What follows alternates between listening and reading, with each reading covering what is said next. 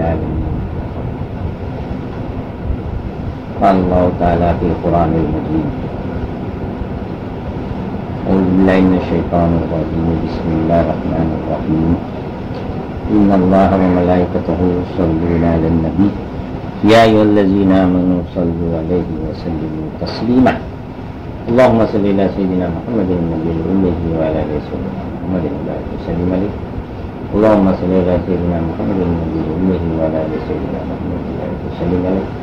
اللهم صل على سيدنا محمد النبي الأمي وعلى آله سيدنا محمد وسلم عليه. மனிதனை அல்லாஹ் தஆலா எதற்காக படைத்தான்? மனிதனுக்கு வாழ்வு கொடுத்தது, அதனுடைய குறிக்கோள் என்ன? நாம மனிதர்களாக இருப்பதனால் அதை அறிந்து கொள்வது அவசியம். அல்லாஹ் தஆலா குர்ஆனிலே கூறும்போது, வமா ஹலகத்துல் ஜின்ன வல் இன்ஸ இல்லா லியஅபுதுன், மனித வர்க்கத்தையும் ஜின் வர்க்கத்தையும் என்னை வணங்குவதற்காக அன்றி வேற எதற்காகவும் நான் படைக்க இல்லை. அல்லாஹ் திட்டவட்டமாக சொல்றான். நம்மை படைத்தது நோக்கமே அவனை வணங்குவதற்கு தான் என்பது தெளிவாக தெரிகிறது. இப்போ வணக்கம் என்றால் என்ன? இப்ப இதுல கருத்து வேறுபாடு உண்டு. சில பேர் தொழுவது, நோன்பு வைப்பது, ஜக்காத்து, ஹஜ்ஜி போன்ற இந்த கிரியைகள் தான் வணக்கம் என்று நினைத்துக் கொண்டிருக்கிறோம். தொழுவதும் அல்லாஹ்வை ஜிக்ர் செய்வதுதான் வணக்கம் என்றால், இந்த மனித வர்க்கத்தையும் ஜின் வர்க்கத்தையும் உண்டாக்குவதற்கு முன்னாடியே மலாயிகத்துமார்கள் இந்த வணக்கத்தை செய்து கொண்டிருந்தார்கள்.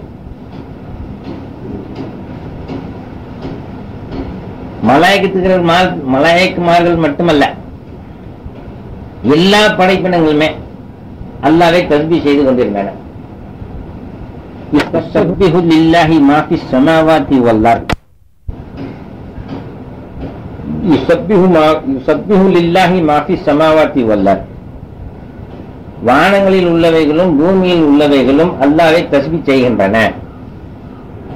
தன்னுடைய ரப்பை எப்படி வணங்க வேண்டும், எப்படி தொழ வேண்டும் என்றும் அறிந்தே இருக்கின்றன என்று அல்லாஹ் கூறுகின்றான் குர்ஆனில். அப்ப மனித வர்க்கத்தை உண்டாக்குவதற்கு முன்னாடியே மலாயிகத்துமார்களும் அல்லாஹ்வை தொழுது கொண்டிருக்கின்றன, தஸ்பீஹ் செய்து கொண்டிருக்கின்றார்கள், வணங்கி கொண்டிருக்கின்றார்கள். மலாயிகத்துமார்கள் மட்டுமல்ல, மற்ற படைப்பினங்களும் அல்லாஹ்வை தஸ்பீஹ் செய்து கொண்டிருக்கின்றன, அல்லாஹ்வை கூறுகின்றான். அப்ப அப்பேற்பட்ட வணக்கத்தாக நம்மளையும் படைத்திருக்கின்றானா? எப்படி மற்ற பறவைகள், ஊர்வனங்கள், மிருகங்கள், மற்ற தாவரங்கள், மற்ற எல்லா படைப்பினங்களும் அல்லாஹ்வை தஸ்பீஹ் செய்கின்றன, மலாயிகத்துமார்களும் தஸ்பீஹ் செய்கின்றார்கள். மலாயிகத்துமார்களும் அல்லாஹ்வை ருக்கு செய்கின்றார்கள், சுஜூது செய்கின்றார்கள், அவனுடைய புகழை புகழ்ந்து கொண்டிருக்கின்றார்கள், தஸ்பீஹ் செய்து கொண்டிருக்கிறார்கள். இப்படிப்பட்ட வணக்கத்தை தான் மனிதனும் செய்வது, மனித இனமும் ஜின் இனமும் செய்வதற்காக அல்லாஹ் இந்த இரு இனத்தையும் படைத்தானா? அப்படி படைத்தான், அது இந்த வணக்கத்துக்காக படைத்தான் என்றால், மனிதனையும் ஜின் வர்க்கத்தை மட்டும் ஏன் அல்லாஹ் இங்கே கூறுகின்றான்?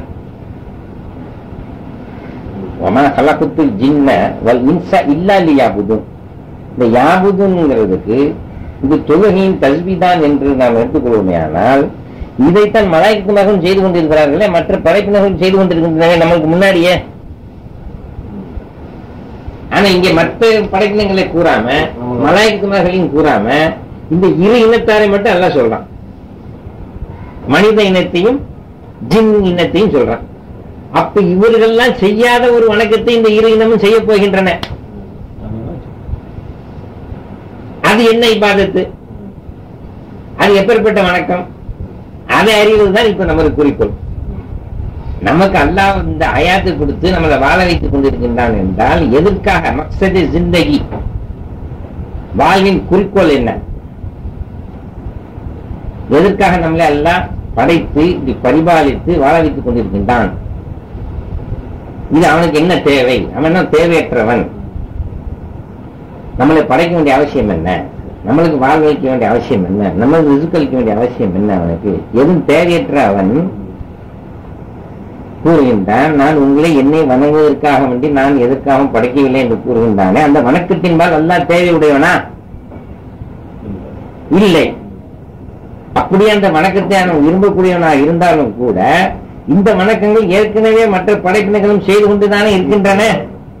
அதே வணக்கத்தை செய்வதற்காக நம்மையும் படைத்தான் அப்படின்ற குறிப்பா சொல்ல வேண்டிய அவசியம் என்ன? அப்ப வணக்கம் என்றால் என்ன என்று இங்கு புரிந்து கொள்ள வேண்டும். பெருமானார் ஸல்லல்லாஹு அலைஹி வஸல்லம் அவர்கள் நுபுவத்துக்கு பிறகு ஏறக்குறைய 13 ஆண்டுகள் எந்த வணக்கத்தையும் உபதேசிக்கவில்லை.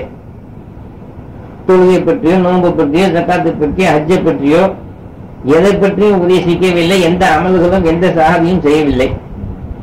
ஏறக்குறைய 13 ஆண்டுகள் நுபுவத்துக்கு பிறகு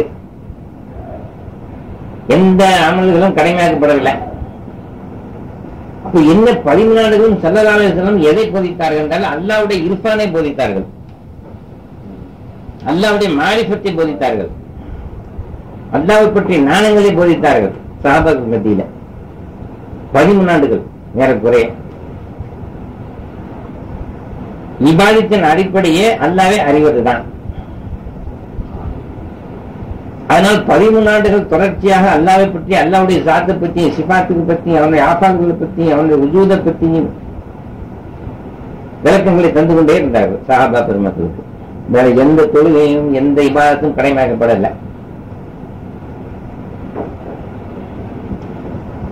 இதை இப்ப இல்லாலி யாபுதுன் என்ற வசனத்திற்கு பெருமானார் ஸல்லல்லாஹு அலைஹி வஸல்லம் அவர்கள் காலத்திலேயே இப்னு அப்பாஸ் ரலியல்லாஹு அன்ஹு அவர்களை சுல்தானுல் முஃபஸ்ஸிரின் என்று போற்றப்பட்டவர்கள்.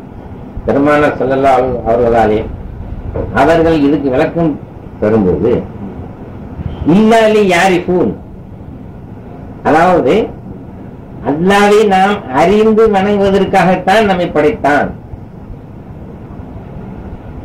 என்று கூறி விளக்கம் தருகிறார்கள்.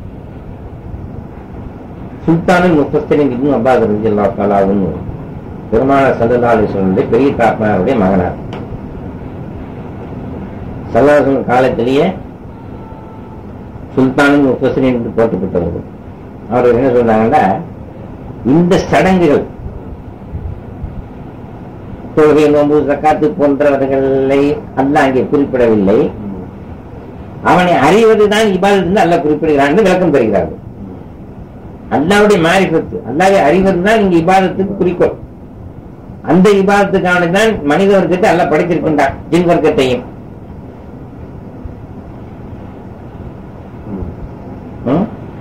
இப்ப அந்த அறிவது, அந்த அதுக்கு ஒரு ஹதீஸை மேற்கோள் காட்டுகிறார்கள். அல்லாஹ் தஆலா கந்துல் மக்ஃபியா, நான் ஒரு ரகசிய பொக்கிஷமாக இருந்தேன், நான் அறியப்பட வேண்டும் என்று விரும்பி கல்கை படைத்தேன். ஹதீஸே குத்சி இல்ல, இது வருது இந்த ஹதீஸ். அப்ப அல்லாஹ்வும் படைப்பு தொழில் ஆரம்பிப்பதற்கு என்ன காரணம் என்று இந்த ஹதீஸே குத்சியில கூறுகின்றார். நான் படைக்க ஆரம்பிச்சதே எதற்காக என்றால், நான் ஒரு ரகசிய பொக்கிஷமாக இருந்தேன், என்னை பற்றி யாருமே அறியல, என்னை பற்றி யாருக்குமே எந்த இல்மும் இல்லை. எண்ணிலடங்கா சிபத்துகள் அடங்கி இருக்கிறது. இது யாருக்குமே தெரியல, யாருக்கும் பயன்படவும் இல்லை. ஆனா இதை பிறர் அறிய வேண்டும், இந்த சிபத்துகள் வெளிப்பட வேண்டும் அப்படின்னு நான் விரும்பி கல்கை படைத்தேன். அப்ப படைப்பினங்களை படைப்பதன் நோக்கமே அல்லாஹ் தஆலா இந்த ஹதீஸ் குத்ஸி என்ன சொல்றான், நான் அறியப்பட வேண்டும் தான் சொல்றானே தவிர வணங்கப்பட வேண்டும் சொல்லல. என்னை வணங்குவதற்காகத்தான் விரும்பி படைத்தேன்னு சொல்லல, நான் அறியப்பட வேண்டும் என்றுதான் விரும்பி படைத்தேன் என்று சொல்றான். அப்படைப்பின் குறிக்கோளை அவன் சொல்லி காட்டுறான், நான் அறியப்பட வேண்டும் என்றுதான் அங்கே திட்டத்தமாக சொல்லப்படுகிறது ஹதீஸ் குத்ஸில. இப்போ லா இலாஹ இல்லல்லாஹ் முஹம்மது ரசூலுல்லாஹ் ஸல்லல்லாஹு அலைஹி வஸல்லம் இந்த கலிமாவில முற்பகுதி அல்லாஹ்வை பற்றி, அவனுடைய உலூஹியத்தை பற்றி சொல்லப்பட்டிருக்கு. இப்ப லா இலாஹ இல்லல்லாஹ், லா இலாஹ இல்லல்லாஹ்வுக்கு பொதுவாக என்ன உலமாக்கள் விளக்கம் கொடுக்கிறாங்கன்னா, வணக்கத்துக்கு பாத்திரவானவன் அல்லாஹ்வை தவிர வேற யாரும் இல்லை.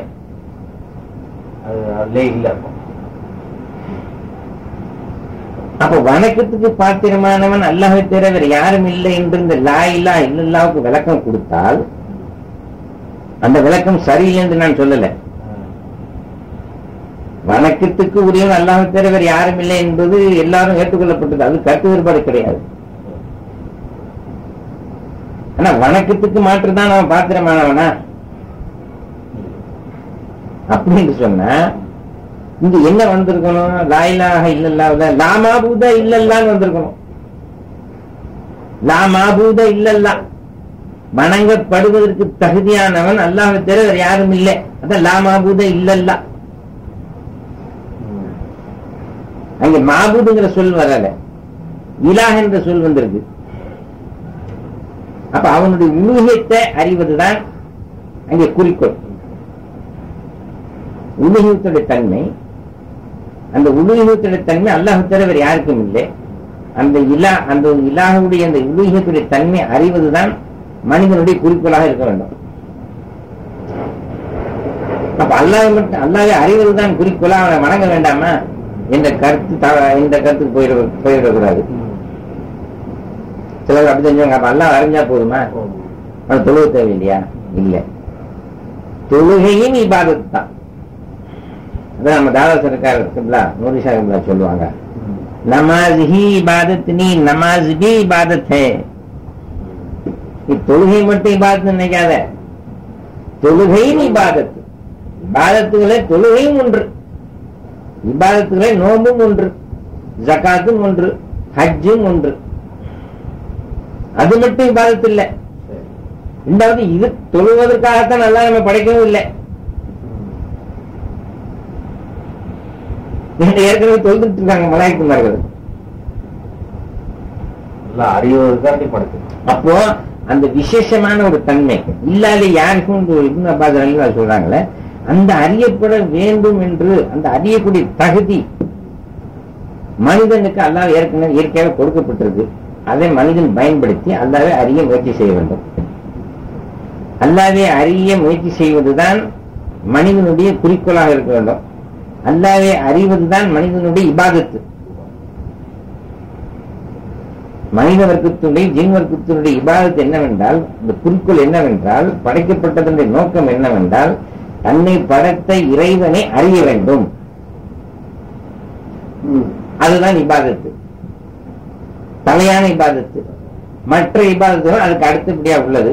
அதனாலதான் ஸல்லல்லாஹு அலைஹி வஸல்லம் நுபுவத்துக்கு பிறகு 13 ஆண்டுகள் இந்த இபாதத்தை தான் போதித்துக் கொண்டிருந்தார்கள் சஹாபாக்களுக்கு. அல்லாஹ்வுடைய மாரிஃபத்தை தான் போதிச்சுக்கிட்டு இருந்தாங்க. அதுக்கு பிறகு இந்த மாரிஃபத்துல எல்லாம் ஊறி போனோம்னா சஹாபா பெருமக்கள், யா ரசூலல்லாஹ், இப்படிப்பட்ட இறைவனுக்கு நாங்கள் எப்படி நன்றி செலுத்துவது என்று கேட்கிறார்கள்.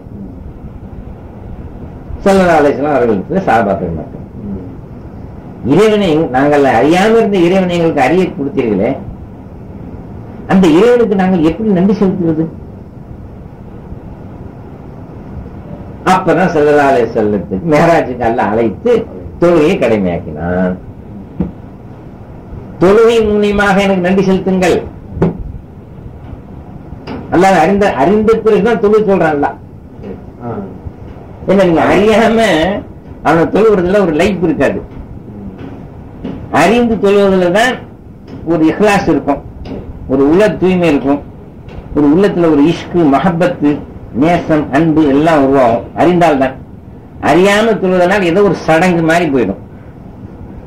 என்னமோ எல்லாரும் தொழுவதாக நானும் தொழுகிறேன் அப்படின்னு ஒரு மேலெழுந்த மாதிரியா போயிருமே தவிர ஒரு உள்ளபூர்வமான அந்த குஷு வராது. அந்த உள்ளச்சமும் உள்ளத்துல ஒரு மஹபத்தும் இஷ்கும் அல்லாமல்ல வர வேண்டும் என்றால் முதல்ல அவனை பற்றி இருப்பான், அவனை பற்றி இல்மு ஞானங்களை அறிய வேண்டும், அவனை பற்றி ஜாத்து சிபத்துகளை அறிய வேண்டும். அறிஞ்ச பிறகு ஆட்டோமேட்டிக்காவே நீங்க அவனை தொழ ஆரம்பிச்சிடுவீங்க.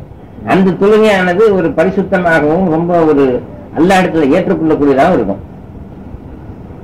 தொழுகையுடைய குறிக்கோள் நன்றி செலுத்துவது.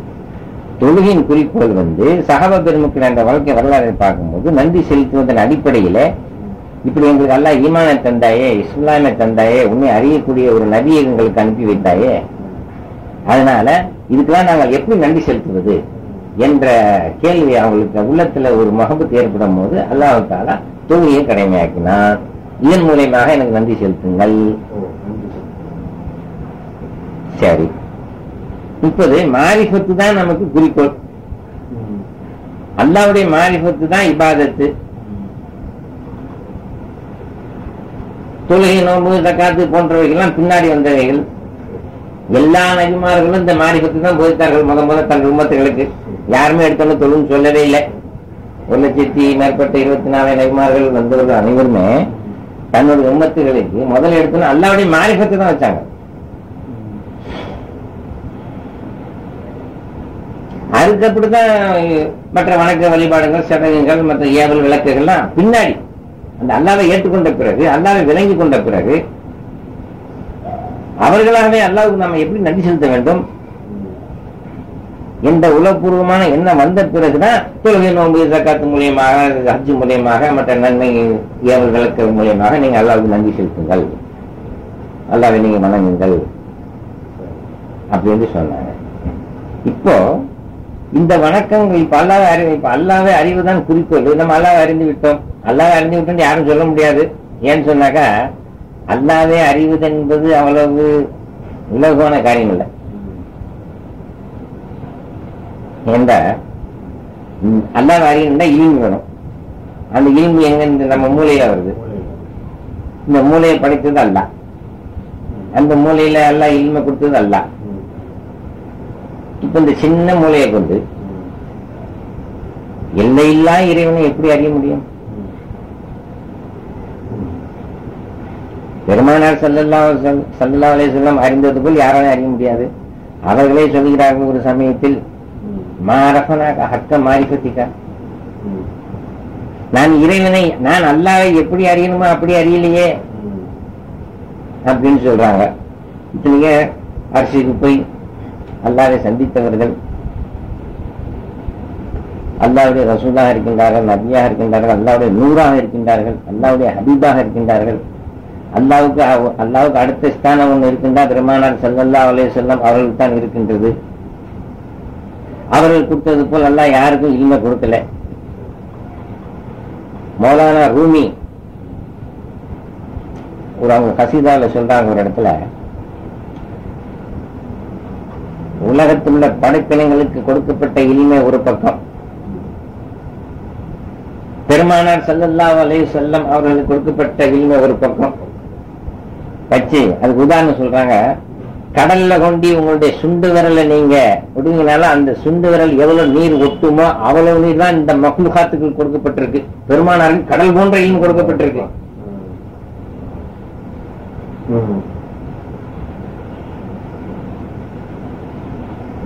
அல்லாஹ் அவளுக்கு அவ்வளவு ஈமை கொடுத்திருக்காங்க. அவங்களே சொல்றாங்க அல்லாஹ் நான் எப்படி அறியணுமா அப்படி அறியல. அப்ப அல்லாஹ்வை அறிவது என்பது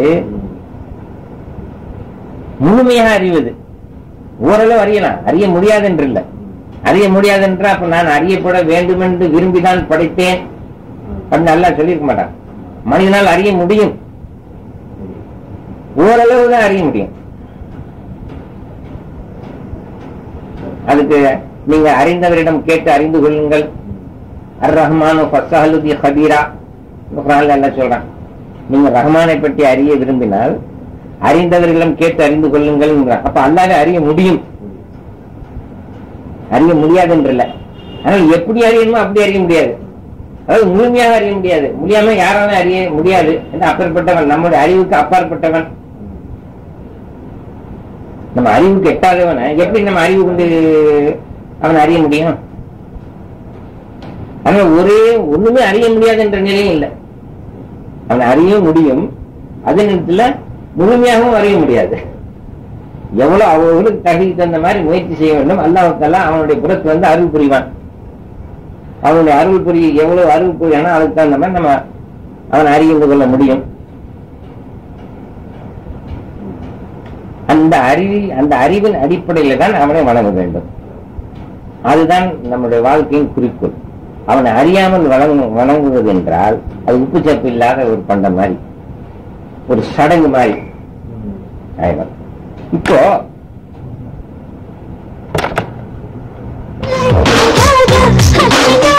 சில பேர் இதுல குழப்பம் கூட பண்ணுவாங்க. இப்ப பல குழப்பவாதிகள் தோன்றிட்டாங்க. அவங்க இஷ்டத்துக்கு ஹதீஸ் தேவையில்லை, இல்ல குரான் ஹதீஸ் போதும், மற்ற இமாம்களுடைய சொல் வழிமுறை தேவையில்லை, அவுலியாக்களை நம்ம பின்பற்ற தேவையில்லை, இப்படி எல்லாம் பல குழப்பவாதிகள் தோன்றிவிட்ட காலத்தில் நம்ம வாழ்ந்து கொண்டிருக்கிறோம். இப்ப சரிப்பா அல்லாத அறிவு தான் குறிக்கோள் சொல்லியாச்சு. அப்புறம் இந்த வணக்கங்கள்லாம் எதுக்கு? எதற்காக நம்ம படைத்தானோ அது நம்ம கிடைச்சிருச்சு. ஓரளவு நம்ம அறிந்து கொண்டோம். அது அறிவதிலேயே நம்ம ஈடுபட்டு கொண்டிருக்கிறோம். அதுவே நமக்கு போதுமானது. தொழுகை சடங்குகள்லாம் எதுக்கு தேவையில்லை அப்படிங்கிற ஒரு கூட்டமும் கிளம்பிருக்கு. அப்படி நம்ம சரியத்துல இல்லை. பெருமானார் ஸல்லல்லாஹு அலைஹி வஸல்லம் அப்படி சொல்லலை, அல்லாஹ்வும் அப்படி சொல்லலை, நம்முடைய முன்னோர்கள் நல்லவர்கள் யாருமே அப்படி சொல்லலை. எவ்வளவுதான் மாறிவிட்டு அறிந்தாலும் சரியத்தை விட்டு ஒருபோதும் விலகி செல்வதற்கு எப்போதும் அனுமதி யாரும் அளிக்கவில்லை. அப்படி சரியத்தை விட்டு விட்டு வெறும் மாறிபத்து மட்டும் போதும் என்றால் அது வழிகேடானது. குரான் மட்டும் போதும், ஹதீஸ் தேவையில்லை என்று சொன்னால் அதுவும் வழிகேடானது. ஏன்னா குரானுக்கு விளக்கமே ஹதீஸ் தான், குரானுக்கு தஃசீரே ஹதீஸ் தான், குரானுடைய செயல் திட்டமே ஹதீஸில் தான் இருக்கிறது. குரானை எப்படி நம்ம அமல் செய்ய வேண்டும் என்பது பெருமானார் ஸல்லல்லாஹு அலைஹி வஸல்லம் அவருடைய வழிமுறையின் வழிகாட்டல் தான் இருக்கின்றது. அது ஹதீஸ் வடிவத்தில் நமக்கு இருக்கு. அந்த ஹதீஸை நிராகரித்து விட்டு குரானை அமல் செய்வது என்பது இயலாத காரியம். ஆனா இப்படி சொல்வர்கள் வழிகேடர்கள். அதனால பெருமானார் ஸல்லல்லாஹு அலைஹி வஸல்லம் அவர்கள் கூட தன்னுடைய கடைசி தருவாயிலே நான் இரண்டை உங்களிடம் விட்டு செல்கின்றேன், ஒன்று அல்லாஹ்வுடைய திருவேதம், மற்றொன்று என்னுடைய வழிமுறை என்று கடைசியாக ஒரு சொன்ன உபதேசம். அந்த அடிப்படையில் குர்ஆன் ஹதீஸ் தான் நமக்கு வழிகாட்டி. இதான் சுன்னத் ஜமாத்துடைய அகீதா. இப்போ அவர்களுக்கு முஹக்கிக்குகள் சூஃபியாக சொல்றாங்க, மாரிஃபத் என்பது ஒரு விளைநிலத்துல நாம ஒரு விதையை விதைச்சு ஒரு பயிர் வளர்ந்து வருகிறது. வரும்போது அந்த விவசாயி என்ன பண்ணுவான்?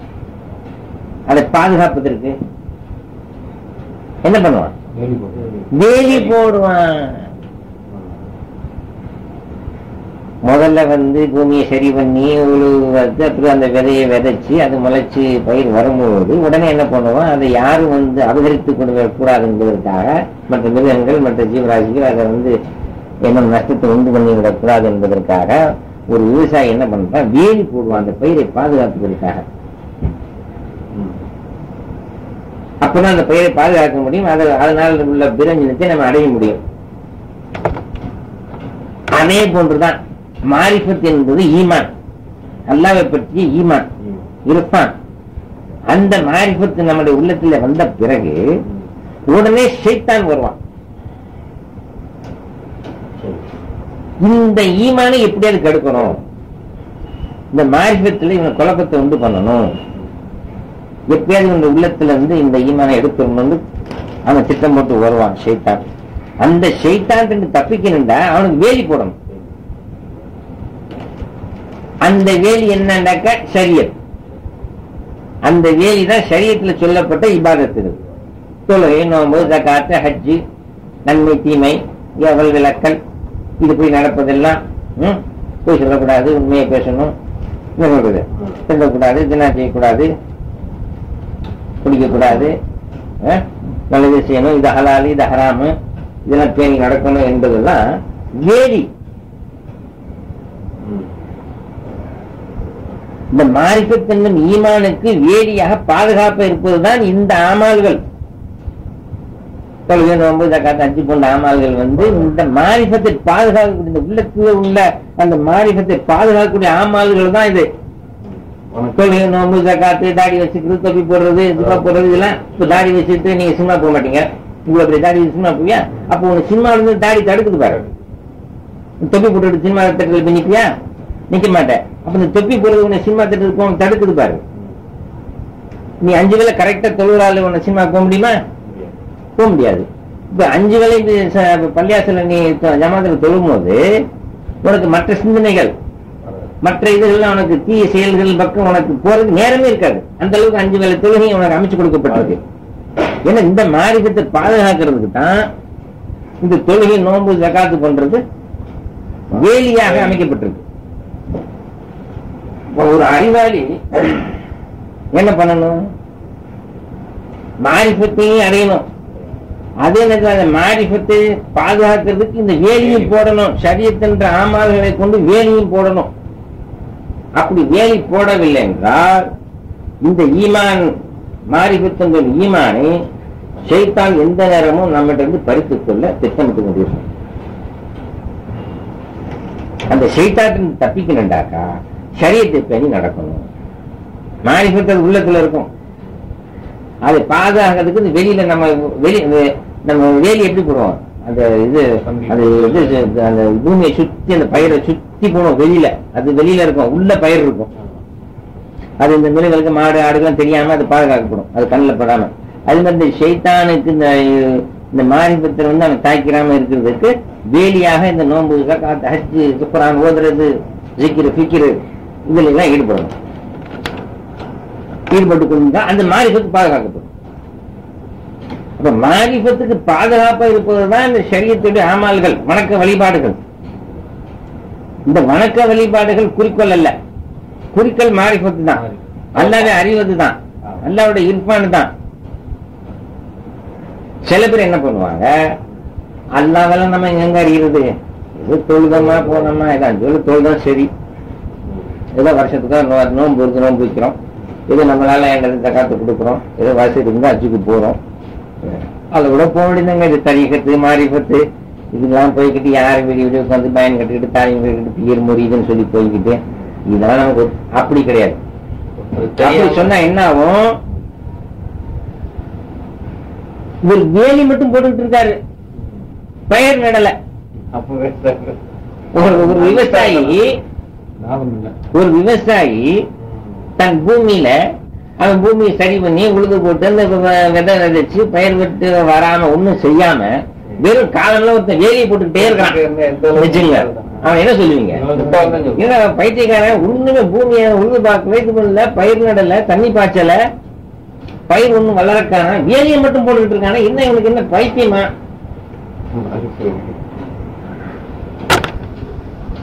அப்படின்னு தோணும்ல. அந்த வகைதான் இது. இது அல்லாஹ்வோட இர்ஃபான அடையாம இந்த தரிகத்து, பீரி முறிதெல்லாம் வேணாம், தசவுலாம் வேண்டாம், இல்மு தசவுலாம் வேண்டாம், அவுலியாக்கள் வழியெல்லாம் வேண்டாம், நமக்கு வெறும் தொழுதுட்டு இருந்தா போதும், 10 வருஷத்துக்கு நோன்பு வச்சா போதும்னு சொன்னாங்க. அது வேலியை மட்டும்தான் இவர் செம்மைப்படுத்திட்டு இருக்காரு தவிர அந்த வேலிக்குள்ள இருக்கக்கூடிய அந்த பயிரை இவர் பயிர் வர்றதுக்கு என்ன வேலையை அது செய்யல. அந்த மாதிரி ஆகினால முதல்ல நம்ம செய்ய வேண்டியது எதுன்னு சொன்னாக்கா இர்ஃபானை கொண்டு வரணும். பெருமானார் ஸல்லல்லாஹு அலைஹி வஸல்லம் முதல்ல இர்ஃபானைத்தான் போதித்தார்கள். அதுக்கு பிறகுதான் ஆமால்களுடைய சட்டத்திட்டங்கள் அருளப்பட்டன. இப்ப நம்ம எடுத்தோடனே இர்ஃபானுக்கு போக முடியாது. இப்ப உள்ள சூழ்நிலைக்கு இப்ப நம்ம சின்ன பிள்ளைங்க என்ன பண்ணணும்? முதல்ல தொழுவதான், முதல்ல குர்ஆனை வழி கொடுக்கணும், அலிபேட்டையில இருந்து பிள்ளைங்களுக்கு. அதுக்கப்புறம் என்ன வேலை வயசு தொழுகை கற்றுக் கொடுக்கணும், தொழுகை வைக்கணும், அப்புறம் நோன்பு வைக்க சொல்லணும். இப்படி ஆரம்பிச்சு ஒரு வயசு வந்த உடனே அப்படி இர்ஃபானுடைய அவரே வருவாரு. ஒரு நல்ல ஷேக் இடத்துல பையத்தாயி அந்த இனிமை தசவு மூலியமாக அல்லாஹ்வுடைய இர்ஃபானை அடைவாரு. இப்ப அப்படி ஒரு மகள் முதல்ல நம்ம தொழில் இந்த வேலையை இப்ப ஆரம்பிச்சிடணும். சின்ன வயசுல இருந்து இது பழக்கணும். அது பெற்றோர்களுடைய கடமை. அதனால முதல்ல இர்ஃபான் தானுங்க, அப்புறம் தானுங்க வேலி போடணும் ஆமான்னு சொல்லிட்டு முதல்ல நம்ம இர்ஃபானை தேடி அலைஞ்சிட்டு தொழிலாம் அப்புறம் பார்த்துக்கலாம் அப்படின்லாம் இதுலயும் ஒரு குழப்பம். ஷைத்தானுக்கான எதையாவது ஒரு குழப்பம் பண்ணி எப்படியாவது வழி எடுத்து எப்படியாவது எல்லாத்தையும் ஒரு வழியை கொண்டு நகர்த்து சேர்த்தணும்னு அவன் முடிவு கட்டிட்டான். ஆனா நாம ஷைத்தானை விட்டு எப்பவுமே உஷாரா இருக்கணும், நல்ல இடத்துல பாதுகாப்பு தேடிக்கிட்டே இருக்கணும். சொல்றது தெரியுங்களா? அது நம்ம வாழக்கூடிய காலம் இருக்குது. ஷைத்தான்கள் பெருகிவிட்ட காலங்கள். அது சர்க்கார் சொல்லுவாங்க, ஒரு வீட்டுல 8 பேர் இருந்தா 9 ஜமாத் இருக்கும். 10 பேர் இருந்தா 11 ஜமாத் இருக்கும். என்னங்க 10 பேர் இருந்தா 11 ஜமாத் எப்படி? சைத்தான் ஒன்று ஒரு ஜமாத் தான் வச்சுக்கிறான், அவனையும் சேர்த்துக்குங்க. ஆளாளுக்கு ஒண்ணு சொல்லுவாங்க, எல்லா ஆலிம்கள் ஆயிடுவாங்க, எல்லா இமாம்கள் ஆயிடுவாங்க, ஆளாளுக்கு ஃபத்வா கொடுப்பாங்க. அது அப்படி, இது இப்படி, அது குரான்ல இருக்கா, இது ஹதீஸ்ல இருக்கா, அப்படி இப்படி சொல்லிட்டு இருப்பாங்க. குரான் ஹதீஸ் ஆராய்ச்சி தேவை, ஆனா அது சரியான முறையில இருக்கணும். தன்னுடைய மன இச்சைப்படி யாரோ ஒருத்தருடைய கொள்கையை பின்பற்றி அதுக்கு அர்த்தங்கள் எல்லாம் அனர்த்தமாக்கி குழப்பத்தை உண்டு பண்ணி நல்லபடியா இருக்கக்கூடிய ஒரு சமுதாயத்தை குழப்பத்தை உண்டு பண்ணி வழி எடுப்பதுங்கிற நோக்கத்தோடு பண்ணாக்க அந்த மாதிரி விளக்கங்களும் நமக்கு தேவையில்லை. நமக்கு அல்லாஹ் ரசூல் காட்டிய வழி. இமாம்கள்லாம் சாதாரணமானவர்கள் அல்ல, அவர்கள்லாம் அல்லாஹ்வுடைய அச்சமுடையவர்கள். இரண்டாவது, ரசூலுல்லாஹி ஸல்லல்லாஹு அலைஹி வஸல்லம் அவர்களுக்கு அருகமையில் உள்ள காலங்களில் வாழ்ந்தவர்கள் தாபியீன்கள். அவர்கள் நல்ல காலத்தை, சிறந்த காலத்தை சேர்ந்தவர்கள். அவர்கள் சொல்லக்கூடிய ஒவ்வொரு சட்டத்திட்டங்களும் குர்ஆன் ஹதீஸுக்கு பொருத்தமானவை. அதனால அவர்களை பின்பற்றி நடப்பதுதான் நம்முடைய சுன்னத் ஜமாத்துடைய கொள்கையாகும். அதுக்கு மாற்றமான எந்த கொள்கையும் நாம் ஏற்றுக்கொள்ளக்கூடாது. எல்லாம் வழிமுறை தான். தாவத் சர்க்கார் சொல்லுவாங்க, ஷைத்தான் கா இர்ஃபான் பைலே